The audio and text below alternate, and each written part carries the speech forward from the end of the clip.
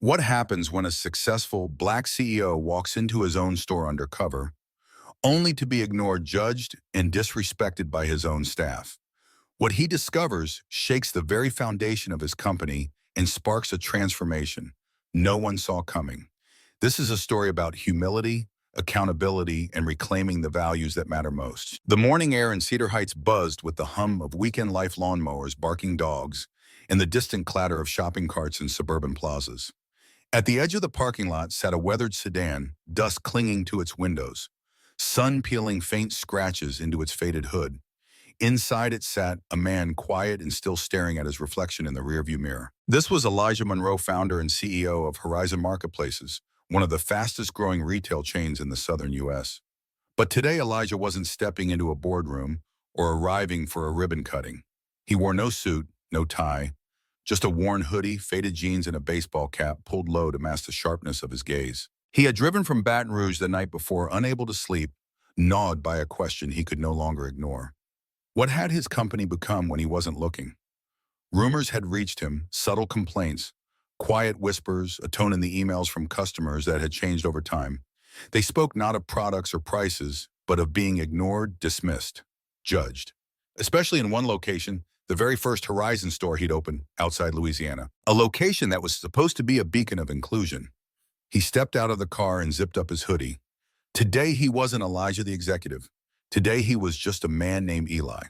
The automatic doors whooshed open and a blast of cool air swept over him as Elijah entered the Cedar Heights Horizon location. His store, his dream, and yet standing inside he felt like a stranger to it. The layout was the same: frozen foods to the left, electronics to the back wall, but something in the energy had shifted. It was hard to explain. Less warmth, more mechanical. The staff moved with purpose, but little connection. Politeness without presence. He drifted toward the electronics section where a young man leaned against the counter, scrolling on his phone, oblivious to Elijah's approach. Nearby, an elderly white couple was receiving cheerful assistance from another employee who offered personal recommendations with enthusiasm. Elijah paused in front of a shelf of Bluetooth speakers. He picked up a box, turning it over thoughtfully. He didn't need a speaker. He needed a response, any kind of customer service. But the young man didn't even glance up. Elijah set the speaker on the counter with deliberate care. The employee finally looked up. His eyes barely met Elijah's before darting back to his phone. "Yeah," he muttered. That one syllable told Elijah everything, but he remained silent. For now, Elijah offered a calm smile. "I was wondering, are these good for outdoor use?" he asked, holding up the speaker box. The young man shrugged, still scrolling. "Don't know. Maybe no chance you could check?" A long, theatrical sigh escaped the employee's mouth. He snatched the box, glanced at the specs, and shoved it back across the counter. "Says weatherproof. Should be fine." Elijah's hand tightened around the box and device compatibility. Another eye roll. "It's on the box, man. Read it." The words hit harder than they should have, not because of their rudeness, but because of what they revealed. This wasn't just a bad moment. It was a reflection of something systemic. This employee didn't see Elijah as a customer. He saw him as nothing worth investing time in. He was about to ask for someone else when the employee, without a word, walked off toward the back. Elijah stood frozen. Around him, other employees were chatting, laughing, helping shoppers with ease. But none of that changed what he just experienced. And then, like a cruel echo, he heard laughter coming from a nearby aisle. "He's just window shopping," said a voice. "Bet he doesn't even have a credit card." Elijah turned slowly. Two younger staffers leaned casually against a shelf of cookware. One gestured in Elijah's direction. "Bet he's just gonna walk out with a pack of gum, you know the type." Elijah clenched his jaw. They didn't know him. They didn't know anything about the man they were mocking. But that was the point. He could have confronted them, revealed who he was, pulled rank, and watched them squirm. But that wasn't why he came. He didn't want fear. He wanted truth. And today the truth was speaking louder than he expected. He wandered through the aisles aimlessly, watching how others were treated. A young Latina employee near the clothing section helped a grandfather pick out a shirt with genuine care. A Black woman at checkout offered every customer a warm smile and a soft, "Have a blessed day." Her name tag read Denise. There was still goodness here, still pieces of the company he had dreamed of. But it was being swallowed by a rot, casual, quiet, but deadly. By the time Elijah reached the front entrance again, he didn't want to leave. Not yet. He wasn't done collecting the truth. In the next move, it wouldn't be as quiet. Elijah stood in the parking lot with his hand on the door of his car, his reflection swimming in the window. He could leave, send an email, fire someone, let HR clean it up. But that would only treat the symptom, not the disease. He opened the door, grabbed his notebook from the glove box, and wrote 3 words. Culture is broken. Then he walked back inside. At the service desk, he asked to speak to the store manager. Within minutes, a man named Victor arrived, mid-40s, professional, but clearly caught off guard. How can I help you today, sir? Elijah extended his hand. Elijah Monroe. Victor's eyes widened. Sir, I didn't know you were. That's the point, Elijah said firmly. I came in today not as your CEO, but as a customer, and what I experienced was unacceptable. He recounted it all, every slight, every overheard comment, not as a threat, but as a mirror. This isn't just about one employee. It's about a culture that's slipping, and that Victor falls on both of us. Victor nodded slowly, a guilty weight sinking into his posture. Gather the team, Elijah said. Now the reckoning had begun. The hum of the fluorescent lights overhead didn't mask the tension in the break room. 17 employees had gathered, some seated. Others standing along the wall, each wearing a mix of curiosity and confusion. No one knew why they had been called so abruptly. Some whispered. Others scrolled their phones. Then Elijah stepped in. Gone was the slouched, hoodie-wearing shopper. He stood tall now, his voice calm but filled with unmistakable authority. Good afternoon, he said. For those who don't know me, my name is Elijah Monroe. I'm the founder and CEO of this company. The room froze. Phones lowered. All eyes locked on him. I walked through your store today for over an hour. And in that hour, I wasn't seen as a leader. I wasn't even seen as a customer. I was ignored, dismissed, and judged. He let that hang. Some employees looked shocked. Others looked down in shame. I heard comments about people like me. I was told to read a box instead of being helped. But worse than the behavior was the indifference, the quiet belief that some customers aren't worth your time.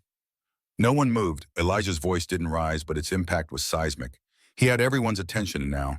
Elijah's gaze swept across the room, pausing briefly on the young man from electronics, Marcus, whose face was now drained of color. Next to him stood the 2 boys from home, good, stiff, and pale. I'm not here to fire anyone, Elijah said. Not yet. Because this isn't just about who failed today. It's about what kind of culture we've let form when no one's watching. He turned to Victor, the manager, and continued. I built Horizon Marketplaces to be different. This wasn't supposed to be another chain with hollow slogans and plastic smiles. We were supposed to see people, all people, no matter their skin tone, their clothes, or how much they spent. He stepped closer to the center, but somewhere along the way, we started making assumptions about who's important, about who deserves kindness, and that ends today. The room remained silent, but Elijah saw something shift, head slowly nodding, eyes no longer darting but listening. I'm holding myself accountable. I haven't been on the ground enough. That's changing, and now I'm asking all of you, are you ready to change with me? A single hand lifted. It was Denise, and it was only the beginning. Denise stood, her voice steady despite the quiet in the room. Mr. Monroe, she began. I've been here 4 years. I've seen good days and bad ones. But I've also seen things I've been too afraid to say out loud. She looked around the room, meeting the eyes of her coworkers. I've watched customers walk out angry because they felt ignored.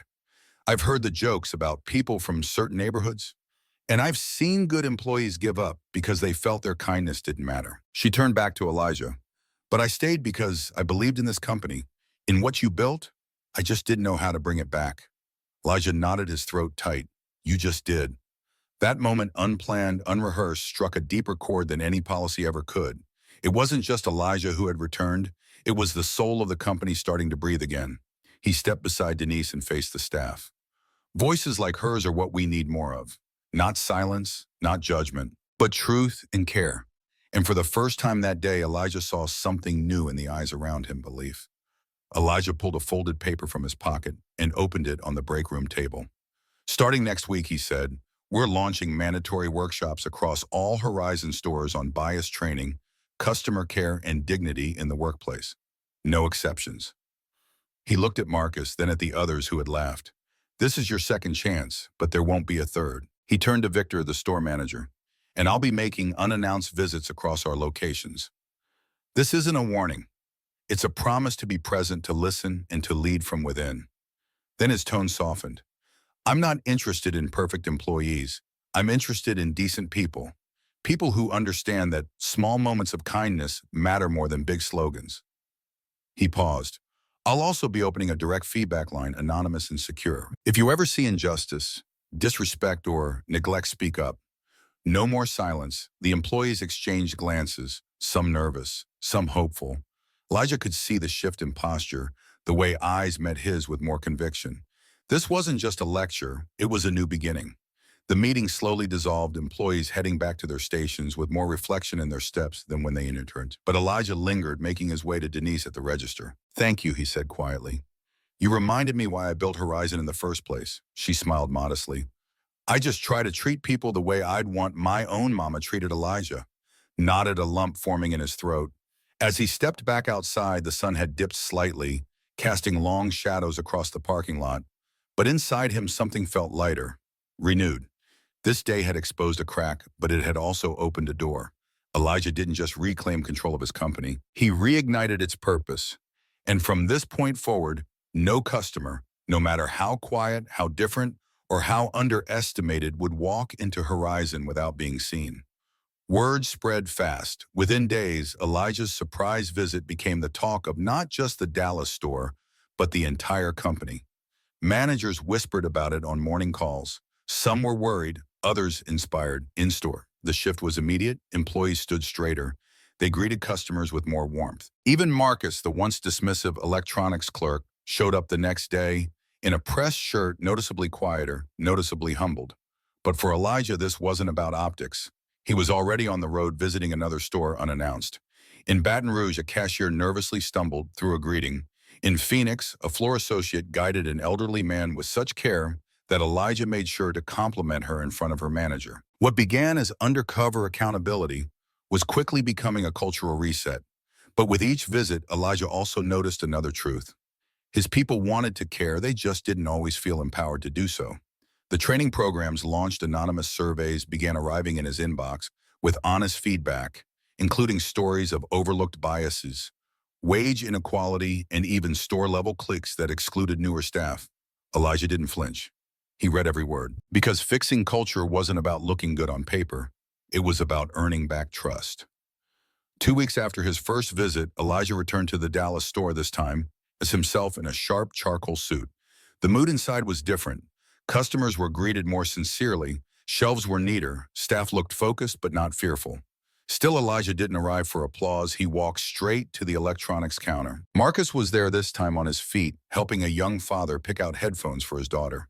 When he saw Elijah, his face flushed. His own Mr. Monroe. Marcus said, I wasn't expecting. Elijah raised a hand, calm. You weren't supposed to expect me. He nodded toward the father, finished helping him. I'll wait. When Marcus returned, there was a pause. Then he said quietly, I want to apologize again. I've been working on it, listening more, even stayed late for training. Elijah nodded. I appreciate that, but change doesn't happen with words. It happens when you choose every day to treat others with dignity. Marcus swallowed hard and nodded again. It wasn't about second chances anymore. It was about earned redemption. Victor, the store manager, invited Elijah into his office after the floor walk. He looked exhausted. I didn't realize how far things had drifted. Victor admitted, I thought being hands-off meant trusting my team. But maybe I was just avoiding hard conversations. Elijah leaned forward, his tone firm, but compassionate. You're not the only one who slipped, he said. I built this company on people. First values, but I let growth distract me. Victor hesitated. Can I ask you something? Of course. Why didn't you just fire the ones who disrespected you? Elijah looked him dead in the eye. Because firing is easy, but transformation, that takes effort. I'm not looking to punish. I'm here to rebuild. Victor nodded slowly. That afternoon, he gathered his team and shared something he had never said before. I've failed to lead with consistency, he told them. But starting now, I'm showing up every day, just like all of you. And in that moment, something shifted, not in policy, but in heart. Denise wasn't expecting her phone to ring late Friday evening. When she saw the company HQ number, her heart skipped. Hello, Denise. This is Karen from HR. Mr. Monroe asked us to reach out. He'd like to invite you to be part of the new Customer Culture Advisory Board. Denise blinked. Me, yes, he said. Your voice reminded him of why he started this company. We're forming a team of employees from across the country to help shape policies, training, and hiring culture. We'd love your input, Denise smiled, tears pooling. I don't have a fancy degree, she said, but I've got a lot of heart. That's exactly why he chose you. By Monday, Denise was on a Zoom call with leaders from Miami, Detroit, and Seattle discussing everything from better onboarding practices to real-time feedback tools. Her voice, once quiet behind a register, was now helping shape national policy. And Elijah. He watched quietly from his office. Proud, real leadership wasn't loud. It amplified others. A month after the Dallas visit, Elijah recorded a company-wide video message. It wasn't flashy. No music. No cuts. Just him sitting in a plain chair, looking directly into the camera. I'm Elijah Monroe, he said, founder of Horizon. And I need you to hear me clearly. He told the story of walking into his own store and being dismissed, of hearing assumptions, of watching some employees shine while others failed to see a customer as a person. He didn't shame, he didn't threaten, but he challenged. We can't afford to treat respect like a special service. It's a requirement. From the moment someone walks in, no matter how they look or what they're wearing. If they choose us, they deserve kindness. He paused, his voice steady. We're not a company that sells things, we're a company that sees people. The video went viral inside Horizon's employee app. Some cried, some felt convicted, but almost all said the same thing. This feels different, and for the first time in a long time, Horizon felt like home again. With the staff still gathered in the break room, the air thick with tension, Terence stepped closer to the center. The electronics employee, now visibly ashamed, looked like he wanted to disappear into the wall. But Terence didn't raise his voice, he didn't point fingers. Instead, he asked a question that cut deeper than any reprimand. When you looked at me, what did you see? The young man opened his mouth, but no words came out. Terence nodded.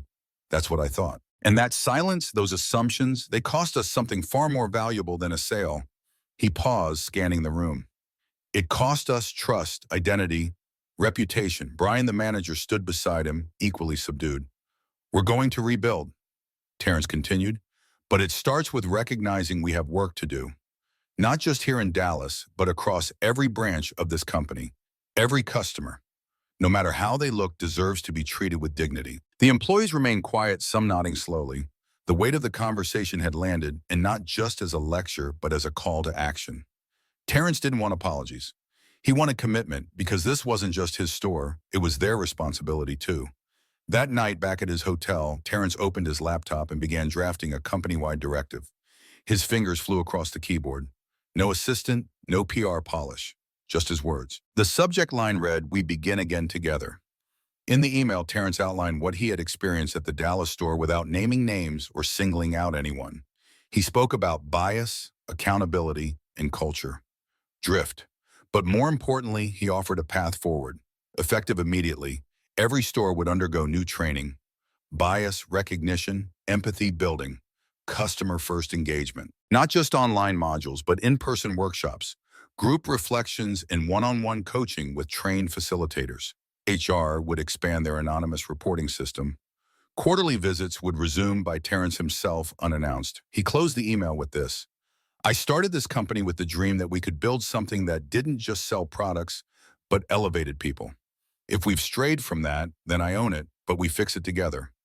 From the floor to the boardroom. Let's get back to who we said we'd be.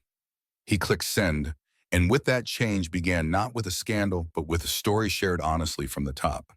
By the end of the week, word of Terence's undercover visit had traveled faster than any internal memo.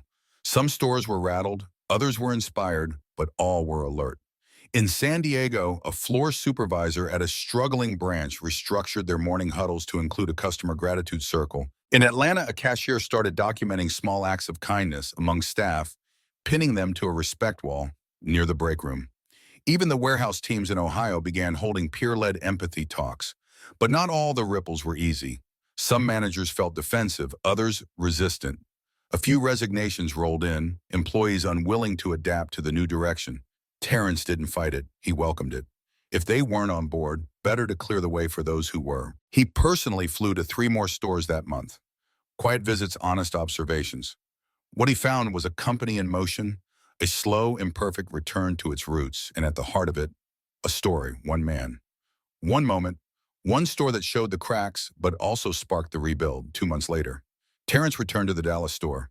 This time, he didn't wear a hoodie or cap. He walked in as himself. Employees looked up alert, but no longer fearful. Brian greeted him with a firm handshake and a confident, "We've made progress." Terrence noticed the change immediately. Employees were engaging customers without hesitation. Laughter drifted from the kids' aisle, the electronics section. New staff, a younger woman stood behind the counter, now already helping an elderly man pair a speaker to his phone. But Terrence was looking for someone specific. Near the checkout lanes, he spotted Denise. Still calm, still professional. Her eyes lit up when she saw him. "You came back," she said, smiling. "Of course," Terrence replied. "This place matters, and so do the people in it." He handed her a sealed envelope. Inside, a formal commendation, a bonus check, and an invitation to join the company's new culture council, advising directly with Terrence and other executives. She looked stunned. "Why me?" "Because you didn't just do your job," he said. "You kept the spirit of this company alive when others forgot." That night, Terrence stood on a rooftop terrace in Dallas looking out over the city. His phone buzzed with messages, updates from stores, feedback from staff, thank you notes from employees who felt seen for the first time. He didn't feel proud in the traditional sense. He felt responsible, renewed. He'd almost lost sight of the company's heartbeat, almost let the structure grow taller than the values it stood on. But now those values were rising again, not through slogans or marketing, but through action, through listening, through one hard, honest day in a hoodie. The next morning, his executive assistant asked if he'd be returning to HQ. In a few days, he said, "I've got one more stop to make first." "Which location?" Terrence smiled. "Whichever one forgets that respect comes first, because real leadership doesn't hide behind a desk. It walks the floor, listens to stories, and never stops showing up." Sometimes it takes walking in unnoticed to truly see what's broken. Respect isn't about uniforms or titles. It's how we treat people when we think no one is watching. Whether you're a WOW or a cashier, every action defines the culture we build together. Real change doesn't start from the top or bottom. It starts with courage and a willingness to listen. Because the smallest acts of disrespect can grow into silent systems unless someone chooses to face them head on.